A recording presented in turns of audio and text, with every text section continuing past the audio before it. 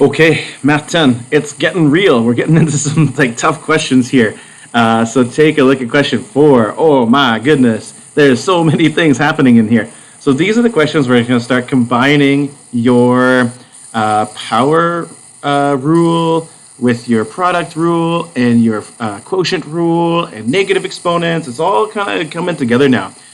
So watch out for these questions. It's going to be important to approach them in the right order.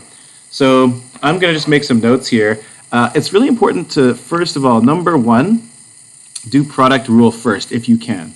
So product rule comes first. That's an important thing to remember.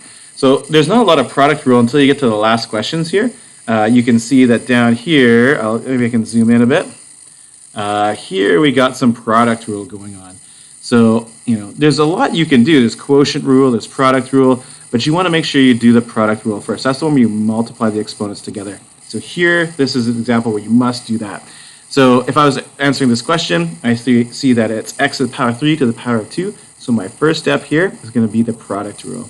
So it's 3 to the power of, 3 times x to the power of 3 times 2, which is 6, over x to the negative 2. And then I can use quotient rule to divide those and subtract. So I can do 3 becomes times x to the 6 minus negative 2, which is 3 times 6 to the power of 8. And then that's the answer right there. That's as far as I can take it. So that's going to be an important thing to do. When you're looking at the smaller questions where there is no product rule, then it's kind of your choice. But I would suggest sort of simplify the bigger side first. Like for example, I would do those first in that question. And over here, I would do these ones first. Just simplify the more complicated thing first. If there's no product rule, no parentheses, no powers to a power or something, I would simplify the more complicated side here. Here, I simplify that. So it looks mostly like I'm doing kind of product rule before quotient rule, to be honest. That's not a hard and fast rule. You don't have to do it, but it does make things simpler.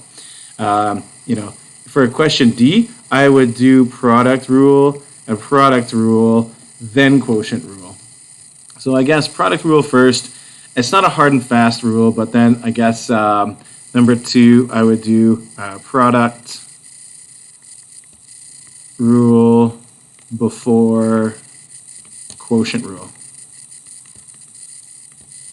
I don't know if you can read what I wrote there. So kind of simplify horizontally and then vertically. I'll do an example question. One of these is an example. I've stopped being able to scroll, sorry. So maybe we could take a look at question A.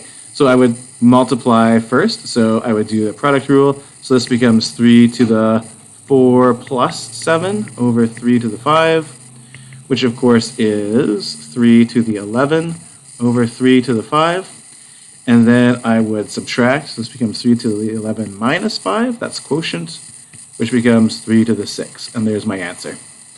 So kind of went across horizontally, and then I did the vertical stuff with quotient rule. So that's going to be question 4. Definitely some tricky questions. I would not expect anyone to just blow through this without any troubles. You're probably going to get stuck at some point and be taking a look at the answers and wonder, what did I do wrong? So if that happens to you, don't worry. Send me a message on Teams. Come see me in Flex Time, and we can solve those problems. Okay? Hey, thanks everybody.